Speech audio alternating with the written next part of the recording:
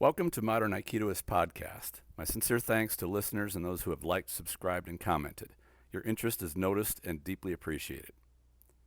Ranks and the use of colored belts has grown to be ubiquitous in the martial arts, particularly in the Eastern arts. Are they useful and do they serve a purpose? Do they enhance or detract from the pursuit of martial arts? It helps to know a bit of the history on them, why they came into being, and how martial arts students and organizations made them popular. It is widely recognized that the rank system and the use of colored belts was first thought up and used by Jigoro Kano, the founder of Judo. Why exactly did he do this and what purpose did it serve? Kano was an educator by profession, and not just a plain old teacher either. He served as director of primary education for the Ministry of Education and was also the president of Tokyo Higher Normal School for 20 years. He was an educator at the level of planning how education was conveyed. As I understand the story, Kano organized Judo into a curriculum. You could say that he created Judo, which is a simplification.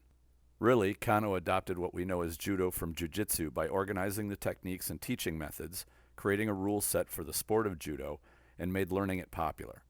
The amazing thing is that he started doing this when he was in his early 20s. There are some fascinating stories about how Kano built Judo and made a name for himself in his new dojo. I won't go into them here, but they are easily found online, so I encourage you to look into them. Within the first 30 years, his Kodokan dojo went from a few dozen students to over 1,000 Dan grade students. With so many Udansha, or black belt ranks, there may likely have been 3 to 5 times more actual students total. The story is that as his dojo got more students in, Kano needed a way to keep them organized. Not just for himself, but they could quickly recognize each other's experience levels to avoid confusion. This just made sense. You got a lot of people in the same room and it becomes difficult and slow to sort them out. If an instructor could clarify what material each rank would need, it would be easier to organize their learning. Colored belts made it clear to other students how experienced they were. My guess is that Kano had no design to use colored belts as motivation for students, but that's just my guess. It seems pretty logical that someone used to organizing a school would implement a system similar to grades that are usually age separated. Kindergarten classes have different material and focus than 5th grade, which are then again different from high school classes. What we see now is that belt ranks are often used as rewards to keep students training. I'm sure I'm not the only instructor who looks at this with a certain amount of disgust. While there's nothing wrong with pursuing a goal, it becomes a problem when the quality of that goal suffers. Not all dojos are like this, of course, but quite a few make rank easy to attain if you pay money and just keep showing up. The schedule of testing is entirely focused on generating tuition and test fee revenue and has nothing to do with the students' skills or abilities. The belt makes them think that they are a capable martial artist. What they are actually capable of and used for is funding the instructor's vacation. Dojos which indulge in this kind of practice are often called McDo Joes or belt factories. Children are usually the main targets, or rather their parents are, and it's a very lucrative market. Parents will dish out big money for their kids to become black belts. Sometimes children as young as 8 years old are strutting around in black belts. I met someone who signed up for such a dojo and entered a contract for $12,000. He was locked into paying $200 a month for 5 years, and at the end he was guaranteed a black belt rank. When I met him, he was a year or two into the program. Even though he had a year or two of training, you would never know it.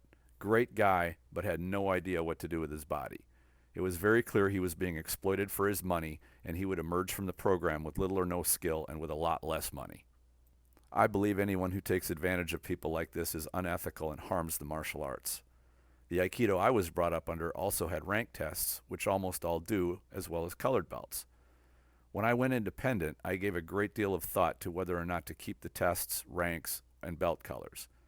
Did they distract or did they help? I felt this was something I needed to sort out. There were a number of things I really liked about the testing process, and it started with what happens when you tell a student he or she is going to start preparing for their next test. They sharpen up their focus and take their training more seriously, and this is very common. I've encountered a few students who do the opposite, though. They either shrink from it and say, "I'm not anywhere near ready to test yet," or they resist wanting to test. They will drag their feet and delay the test as long as possible. I've found students like that are usually dealing with self-esteem and lack of confidence issues. It helps to show your support and encouragement and assign a senior student to work with them after class privately to help them get ready. You have to keep them on track or they will slink away into the shadows hoping you forget about their test. Most people tend to get fired up about an upcoming test. They start organizing what they need to work on and step up to meet the challenge. This is a very good thing for the training process. When I competed, a tournament on the schedule would be the focal point for my training. When a tournament was coming, it served to give me a deadline to get my body in shape and my tools sharp. A test serves this similar purpose. Without it, you can always think that you have more time and tend to take training just a little less seriously. You can always sharpen up tomorrow or next week. With a deadline, there's a fire lit under you. If you think about it, you might encounter physical violence at any time. You never know when it might come. Are you as ready as you can be right now? We can't let ourselves get lazy, but that is a human behavior. Therefore, I found that periodic testing is useful for providing a good dose of motivation to the training cycle. But that's not the only benefit. Another aspect that I really like about testing is something I experienced from competition. The first few years that I fought, I was pretty bad. I had a lot of passion to learn to fight, but I was not naturally talented. It took several years before I started seeing success and winning bouts with any consistency. What I learned along that journey is that competing when it matters was much different than just practice sparring. Over subsequent years, I started competing at higher and higher levels where the difference became more pronounced. You must be able to perform in a stressful situation where it really matters, and when you are attacked, it's going to be an extremely stressful situation. You will be dealing with nerves and very likely adrenaline. If you have no experience with these, you are almost guaranteed to fail. Tests are small samples of what it's like to perform while nervous and under some stress. You must learn how your body and mind function in these conditions and what it takes to make your Aikido work. Every student has had their Aikido break down during tests, and they need to rally their mind and body together to make it work. It's common for students, and I did this too, to be very disappointed in their test performance. They do far better in normal class, and they tend to get upset that the Aikido that they showed in the test was sloppy and needed improvement. This is merely self-discovery. I remind them that when they get targeted for violence, they will be anxious, nervous, and probably terrified. Should that happen, it shouldn't be the first time they've had to perform under stress.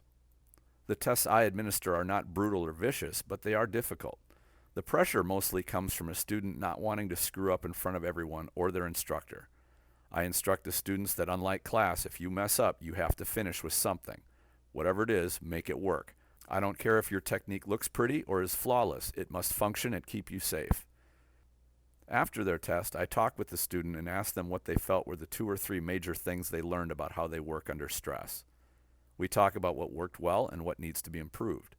This gives them not only a priority list of what to work on, but a good picture of the difference between practicing and performing. Since Aikido lacks a competitive venue, the test is the next best thing to be the tangible feedback you get when you face a high-pressure situation. It's relevant to mention that the tests I do are structured differently than most. That is, after the yellow belt tests, all subsequent belt tests consist entirely of techniques of the student's choosing. The instructor picks the attack, and the student uses whatever techniques they are confident to deal with it. The higher the rank, the more techniques a student must show. The goal of this is to let a student execute the techniques they are the most comfortable with. Sometimes a technique emerges that the student didn't plan on. I see this as his body has found a technique that it likes, but the conscious mind hasn't realized it yet. It's good when this happens because it means techniques are starting to become internalized. It also means that a student is starting to emerge from pre-planning technique, which is where higher skill level resides. They don't plan, they just act appropriately to a situation without hesitation. As for the colored belts, I think that they do help clarify to new students who the experienced students are and serve as a good reminder where each student is and how to work with them best. Colored belts make it obvious to go easy on white and yellow belts with throws because they are still learning ukemi, for example. Therefore, I don't find abandoning the use of colored belts necessary. I'd say the biggest dilemma I had came to what to do about Udansha rank, particularly about advanced black belt rank. I thought long and hard about it. My first thought was that there is something clear and special about Shodan, or first-degree black belt. Without question, it's an important and definitely necessary event along the path of a martial artist's training. Of course, I have a pretty high expectation for a student who gets a Shodan from me. They should be able to train with any martial artist and leave a solid impression for both their skill and their character. Advanced Udansha ranks are another matter entirely. As I researched it, I found that Udansha ranks seemed to come about after an organization got big enough to have a lot of Shodans. I presume Judo was the first organization to deal with this problem, but many organizations followed suit. It appears that these advanced ranks are largely political and serve only to create a hierarchy among the advanced students. There may be valid reasons for this, but my observation is that the pursuit of advanced Udansha rank is rife with bad politics. So much so that I think having these ranks is actually detrimental to the art. They fan the flames of envy and jealousy. Nobody will openly admit that they are envious or jealous, but we can see how this plays out on a regular basis. This brings me back to my thoughts on whether or not to grant them. This was somewhat of a pressing issue, as I had a student who was my assistant instructor whom I felt had the skill and character for Nidan, or second-degree black belt. I felt it was an injustice that he was only a Shodan, and I wanted to do right by him. We spoke, and he told me that he didn't care about rank, and the only thing that mattered to him was what he could do, not what piece of paper that he had. This was the type of personal character that meant the most to me, and why I thought he really deserved to be a Nidan. We both shared the same feelings towards rank, that it was not necessary. The most tangible factor which influenced my decision was that other organizations usually do not honor advanced Udansha rank. That is, if you transfer to a new dojo and start training there, it won't matter if you are a Nidan, Sadan, or Yandan, which are second, third, or fourth degree black belt. They will likely honor your Shodan, but anything beyond that will likely be ignored. Therefore, I found no tangible reason to award advanced Udansha ranks. A solution I did consider was going old school, which was to award a teaching certificate. I never went forward with this with my assistant instructor, but mostly because he had no intention or interest in opening a dojo. I would have been happy and confident trusting in having him teach students. Not because he was perfect, but because he would be able to build solid skill in whomever he taught. One last thing I'll mention in regards to rank are all the honorary titles used: Shihan, Shidoin, Hanshi, etc. They are fine, but far too often I see them used by people who seem to want to play Mr. Big Shot. You look at their credentials and they have multiple advanced Udansha ranks in a handful of arts, have studied virtually every martial art under the sun, and are 30 years old. I call this the Grandmaster Syndrome. I'm fine with people using any title they want. Personally, all I want to be called is Tristan, and I don't mind sensei as long as it doesn't get too formal. I'm all about respect, but worship is distasteful to me.